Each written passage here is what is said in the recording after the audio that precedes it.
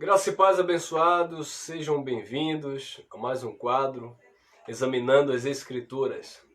Estava com saudade de vocês. Vamos compartilhar uma palavra neste dia para que o nosso espírito venha a ser edificado e a nossa alma venha a ser instruída pelo Espírito Santo de Deus.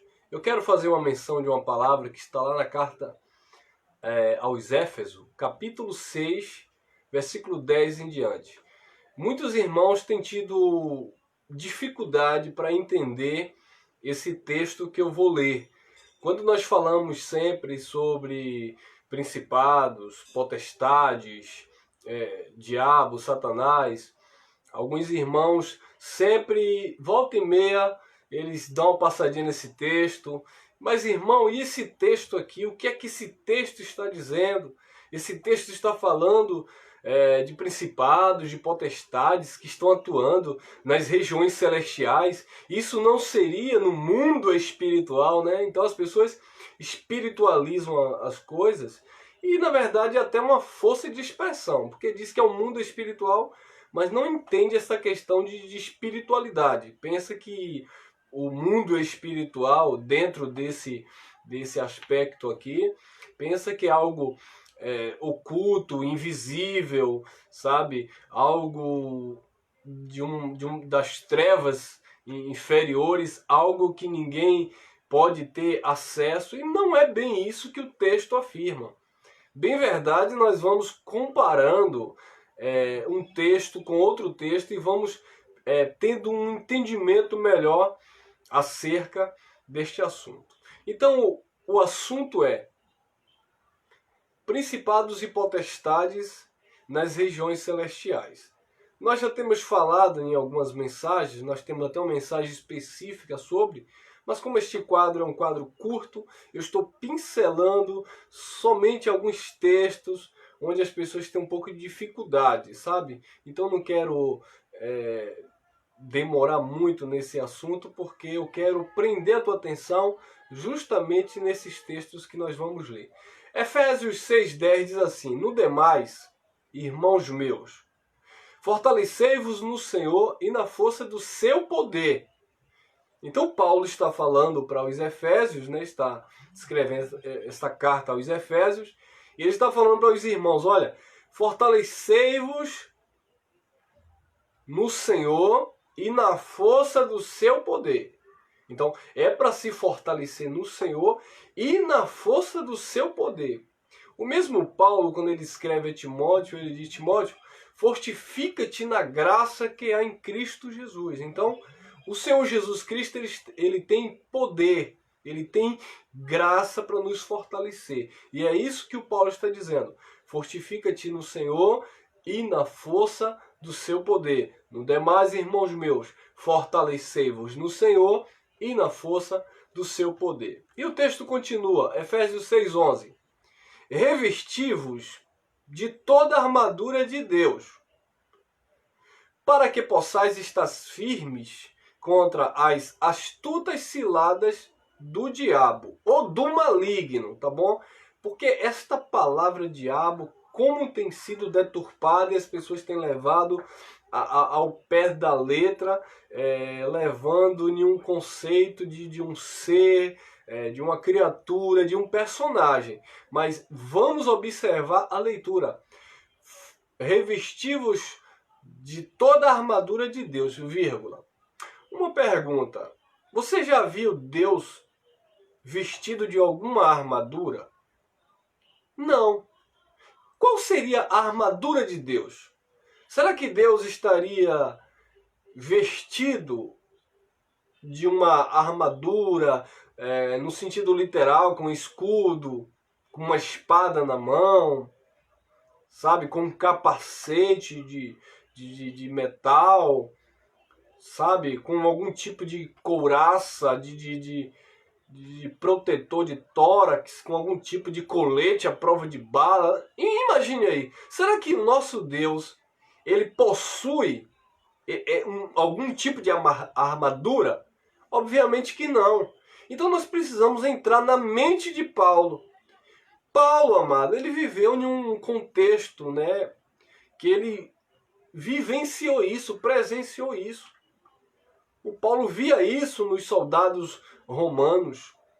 Então Paulo está usando aqui uma figura de linguagem de uma armadura por certo, um soldado, de alguém que estava na frente de batalha, e ele observa aquilo ali e ele traz essa ilustração para a igreja, para os irmãos estarem revestidos da armadura de Deus. Mas não é uma armadura no sentido literal. Então vamos continuar o texto, que ele diz: revestivos de toda a armadura de Deus, para que possais estar firmes contra as astutas ciladas do diabo. Então, as astutas ciladas do opositor, de algo que está caluniando, algo que está como Satanás se opondo, né? Que é o adjetivo. Então, se revestir das astutas ciladas do diabo. Agora, vamos ler 1 Tessalonicenses 2,14. Olha o que Paulo diz em 1 Tessalonicenses 2,14. Porque vós, irmãos, haveis sido feitos imitadores das igrejas de Deus que na Judéia estão em Jesus Cristo. Porquanto também padeceste dos vossos próprios concidadãos o mesmo que os judeus lhes fizeram a eles. 1 Tessalonicenses, capítulo 2, versículo 15. Os quais também mataram o Senhor Jesus e os seus próprios profetas, e nos têm perseguido, e não agradam a Deus, e são contrários a todos os homens. Então, observe que Paulo está falando aqui dos judeus que perseguiam a Paulo, e esses mesmos judeus haviam matado o Senhor Jesus Cristo e também os seus próprios profetas. Então, amados, observe que o que Paulo está falando em Efésios, para que a igreja estivesse revestida da armadura de Deus, era para ter um cuidado de um tipo de inimigo bem real. Não era algo, sabe, que estava na mente do apóstolo Paulo.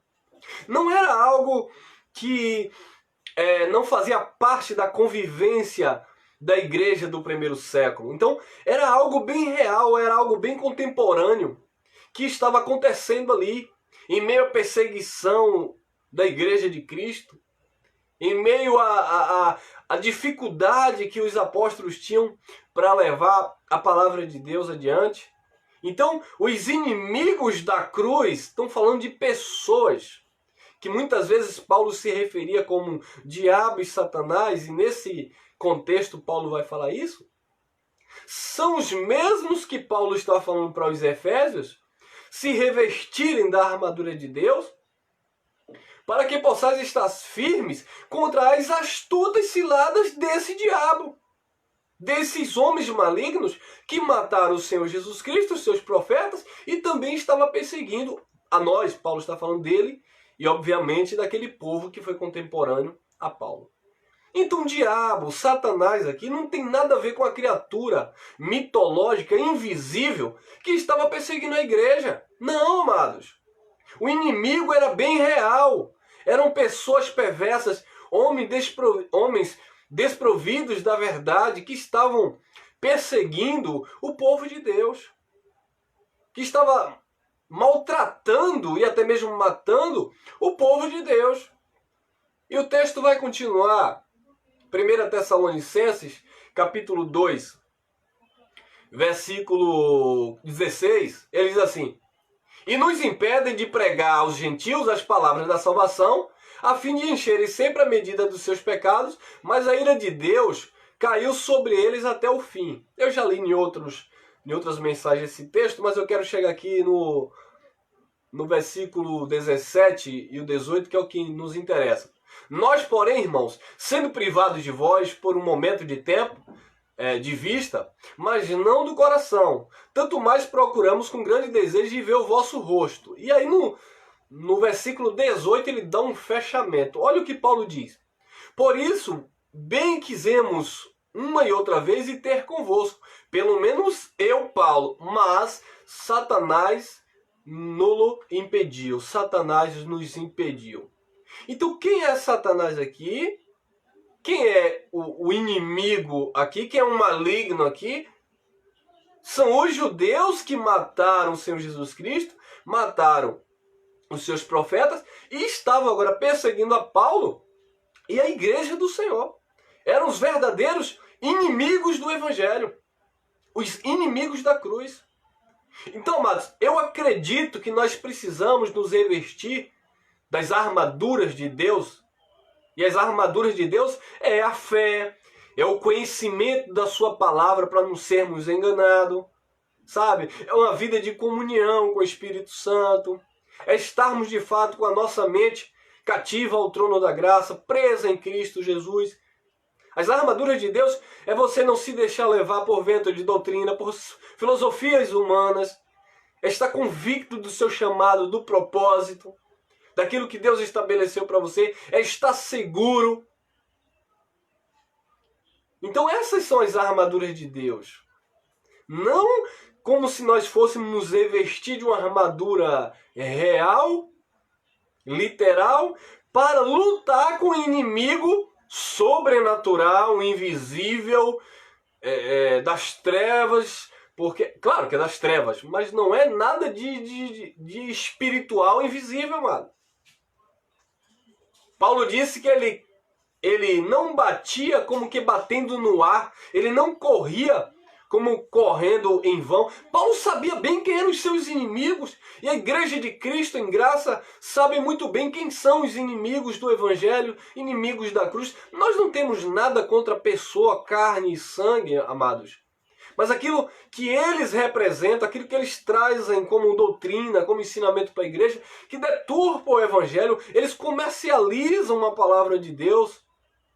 Esses são os Satanás, diabo, que tem se levantado contra o Evangelho de Jesus Cristo. Essas pessoas que estão mercadejando, vendendo a palavra de Deus. As pessoas têm trauma de Deus, sabe? Por quê? Porque foram ensinados, foram doutrinados errado. Pregaram-se um Deus perverso, onde se você não fizer 100%, ele vem, te mata, tira a tua salvação. E de repente colocaram um inimigo espiritual, que é um rival muito poderoso, que está lutando com Deus, pela vida do povo de Deus, e talvez o Senhor vai vencer se você aceitar Jesus, se você aceitar as normas impostas pela religião.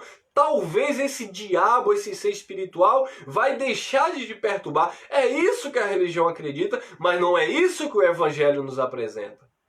O Evangelho nos apresenta inimigos, aqueles que estão muitas vezes com as Escrituras nas mãos. Por quê? Porque era isso que os judeus tinham. Diga-se de passagem, Jesus ele bateu muito de frente com os fariseus, com os príncipes dos judeus. E eram esses que eram os principados e eram as potestades que Jesus se referia e que Paulo também se referia. Olha lá, Efésios capítulo... a continuação do texto. Efésios 6:10, nós lemos: finalmente fortalecei-vos no Senhor, ainda fosse no seu poder. 11. Revestivos de toda a armadura de Deus, para que poderdes permanecer firmes contra as astutas ciladas do diabo. 12. Pois não é contra carne e sangue que temos que lutar. Então não é nada pessoal contra carne e sangue, não é dar tapa na cara de ninguém, não é agredir fisicamente ninguém. Não é esse o entendimento da luta. Então, onde se dá essa luta? Essa luta, amado, se trava na mente. Porque naquilo que você é instruído, você é doutrinado. Seja positivamente ou negativamente. Então, olha o que diz o 12. Pois não é contra carne e sangue que temos que lutar, mas sim contra os principados, contra as potestades, contra os príncipes do mundo destas trevas, contra as hortes, quer dizer, grupo, espirituais da iniquidade nas regiões celestiais. Então é aqui. Eles pegam o versículo 12, isolado desse texto, eles dizem, não, irmão, olha o que está dizendo. Não é contra carne e sangue que temos que lutar, não é contra as pessoas. Mas a nossa luta é contra os seres invisíveis, contra os principados. E eles começam a dizer que isso são seres espirituais invisíveis. Principados vêm de príncipes, amados. Por exemplo, nós temos falado isso em N mensagens. Nirod ou Nimrod foi um grande principado. Aquele que fundou as cidades, e na cidade de Babel ele criou a Torre de Babel. O intuito dele era tocar nos céus, por certo, ser idolatrado, ser adorado, manter o povo cativo ali próximo a ele. E aí Deus confunde ali as línguas, o idioma daquele povo, espalha aquele povo. Então, Nimrod, ele foi um grande, ou Nirod, ele foi um grande principado. Nabucodonosor foi um grande principado, uma potestade, alguém que tinha poder, alguém que governava. Diga-se de passagem, Jesus também, ele é um principado, só que ele é o cabeça. Ele é o cabeça de todo principado e toda potestade. Então, Jesus de Nazaré já estava profetizado lá em Isaías, um menino se nasceu, um filho se nos deu, e o principado estava sobre os seus ombros. Então, o principado estava sobre os ombros do Senhor Jesus. Por isso que Paulo disse em Colossenses 2,10, e estáis perfeitos em quem? Em Nicodemos, que também era um principado, que era um príncipe do judeu. Você vê que Nicodemos cria em Jesus, era um filho ali que depois procurou ali ter com Jesus. Mas quem era outro principado entre os judeus? O sacerdote Caifás, por exemplo, que era contra Jesus, e era um principado, era uma potestade que atuava nas regiões celestiais. E por que ele atuava nas regiões celestiais? Porque ele tinha uma grande influência sobre a vida do povo de Deus que andava debaixo da lei de Moisés. Então ele era este principado, ou esta potestade, que estava atuando nas regiões celestiais, ou seja, ministrando coisas acerca de Deus, embora ele era um fariseu, ele não se sujeitava. É por isso que Jesus disse lá em Mateus 11:28, vinde a mim, vós que estáis cansado, oprimido, sobrecarregado, que eu vos aliviarei. Aprendei de mim, que sou manso e humilde de coração, e acharei descanso para as vossas almas. Por quê? Porque o seu povo não estava tendo descanso, porque eles estavam submetidos aos principados e às potestades que estavam atuando nas regiões celestiais. Por que é que Paulo diz que nós devemos levar nossa mente cativa ao trono da graça? Presa em Cristo. Porque é Cristo que é o cabeça de todo o principado e potestade. É sobre o governo dele que nós estamos submetidos. E não sobre o governo de homens. Porque a igreja de Jesus está sofrendo hoje. Porque o povo de Deus está perecendo, como dizia o profeta, por falta do conhecimento. Por quê? Porque estão submetidos não ao cabeça de todo o principado e potestade. Eles estão sujeitos, submetidos aos principados e às potestades humanas, religiosas. Porque o que aquele pastor disse, o que aquele padre disse, o que aquele guru disse, o que aquele bispo disse, o que aquele apóstolo disse. Hoje tem até o apóstolo rei. Imagina, amado. Então as pessoas se sujeitam a esses principados e essas potestades que estão atuando nas regiões celestiais, que são a mente dos filhos de Deus, que quem deveria estar ministrando era o Espírito Santo. Mas eles não estão sendo ministrados pelo Espírito. Eles estão sendo direcionados pelos principados e as potestades que estão atuando aí nas regiões celestiais. Isso é muito sério, amado. Não é... Observa que tem muito mais coerência. E você consegue entender a leitura de Paulo, ao invés de você ficar espiritualizando o invisível, algo que não existe. Principados e potestades não são seres de outro mundo, amado. São pessoas, governos religiosos. É disso que o apóstolo está falando. Não é contra carne e sangue, porque não é nada contra a pessoa, não é nada contra o físico, o ser humano. Sim contra os principados, as lideranças, aquilo que eles representam. Eles manipulam o povo de Deus, eles escravizam o povo de Deus. E nós precisamos pregar essa mensagem, tapar a boca dos contraditores, para que de fato os filhos de Deus venham a viver a liberdade que há em Cristo Jesus, o nosso Senhor. Porque Ele sim, Ele que é o cabeça de todo o principado e potestade. Então ele vai dizer: pois não é contra carne e sangue que temos que lutar, e sim contra os principados e potestades, contra os príncipes do mundo das trevas, contra as hostes, grupos espirituais da iniquidade nas regiões celestiais. E o 13 ele vai dizer: portanto, tomai toda a armadura de Deus para que possais resistir no dia mau, havendo feito tudo, permanecer firmes. Permanecer firmes no Senhor. Estais, pois, firmes, tendo cingido os vossos lombos com o quê? Com a verdade. Olha as armaduras de Deus aí. É uma espada literal? É algo que você vai lutar contra um ser invisível? Não. Você tem que estar, primeiro, estáis, pois, firmes, tendo cingido os lombos com a verdade. Vestida a couraça da justiça, praticando a justiça. Calçado os pés na preparação do evangelho da paz. Tendo uma preparação no evangelho, um conhecimento no evangelho que produz paz. Tomando sobretudo o escudo da fé, com o qual podereis apagar todos os dardos inflamados do maligno. 17. Tomar também o capacete da salvação e a espada do Espírito, que é a palavra de Deus. Então você, com a palavra de Deus, com uma fé, praticando a justiça, andando na verdade, você vence, sabe, esses inimigos, esse diabo, as ciladas do diabo. O que é uma cilada do diabo? Alguém traz uma doutrina que não é a doutrina de Cristo. Isso é uma cilada do diabo. É isso que Paulo está falando.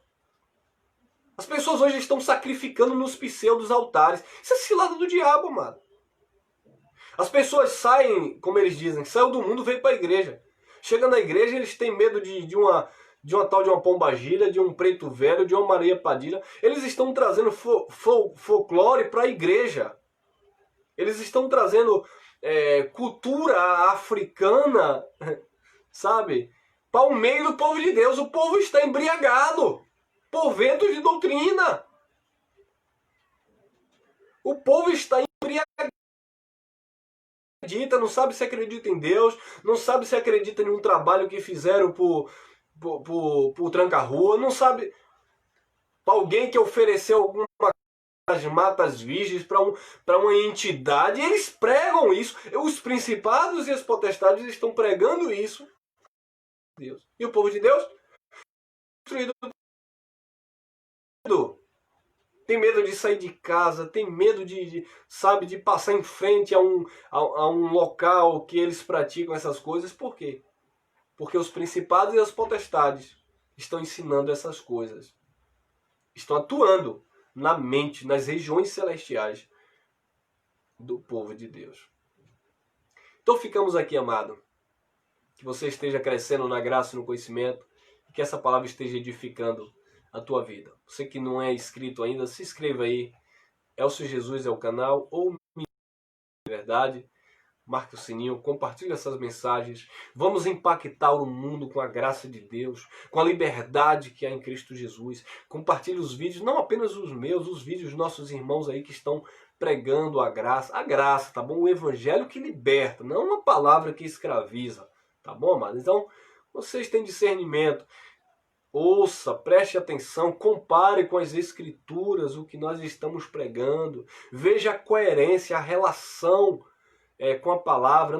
Não fique em um texto isolado, sem contexto. Não fique em uma passagem sem fundamento. Procure, cresça na graça e no conhecimento. Como disse Paulo a Timóteo, apresenta-te a Deus como obreiro aprovado, que maneja bem a palavra, que não tem do que se envergonhar. E vamos impactar o mundo com esta palavra. Compartilhe esses vídeos, compartilhe as mensagens aí dos nossos irmãos que estão pregando esta palavra, que de fato traz descanso para as nossas almas. Vocês têm comentado aí como ver, sabe, tantas pessoas que de fato Deus tirou de um sistema religioso, sabe, caduco, um sistema religioso opressor, estão hoje vivendo felizes, sem temor do mal, em paz com Deus, mediante a fé em Jesus Cristo, pela qual obtivemos entrada a esta graça. Então isso é maravilhoso, amado. Eu louvo a Deus, eu agradeço a Deus por ver tanto irmãos livres de todo império religioso e todo dogma religioso, todo misticismo religioso, e as pessoas da graça vivendo simplesmente o Evangelho de Jesus Cristo, o Evangelho que traz paz, que traz saúde para as nossas almas. As lutas por fora continuam, amado, mas sabendo que no Espírito estamos perfeitos, estamos submetidos ao cabeça de todo principado e potestade. E eu encerro com essa palavra que se encontra lá em Colossenses capítulo 2, versículo 15. Capítulo 2, 14 e 15, diz assim: E havendo arriscado o escrito de dívida que havia contra nós nas suas ordenanças, nós aqui era aquele povo que viveu contemporâneas alianças, ordenanças contra o povo que viveu debaixo da lei, o qual nos era contrário, removeu do meio de nós, cravando na cruz. Então Jesus tirou, sabe, tudo aquilo que escravizava, aquilo que era tido como dívida, né, por causa da lei. Ele nós que nascemos depois da graça estabelecida, a nova aliança, nós não nascemos debaixo de ordenança. Nós nascemos debaixo da graça de Deus. Mas no versículo 15 é o que eu quero ler, diz assim: ó, E tendo despojado os principados e as potestades, os expôs, publicamente deles triunfou na mesma cruz. Então Jesus despojou todo o principado, tirou as forças de todos os principados e potestades. Então todos aqueles principados e potestades, Jesus, como cabeça de todo o principado e potestade, ele tirou a atuação daquele povo, ele tirou a atuação daqueles principados, daquelas potestades que atuava na sua geração, obviamente também na geração que Paulo se refere, no tempo ali de Paulo, que fazia parte da mesma geração. Hoje, existem aí principados e potestades, esses homens que estão aí se utilizando da palavra de Deus para ludibriar e enganar o povo de Deus. Mas pelo poder do Espírito Santo, pelo conhecimento, pelas armas da justiça, pelas armas do Espírito, pelas armaduras de Deus, pela fé, pelo conhecimento da palavra, pelo temor devido ao Senhor, nós vencemos esses principados e essas potestades, e nós expomos ele ao vitupério, à vergonha. Vamos que vamos. Graça e paz.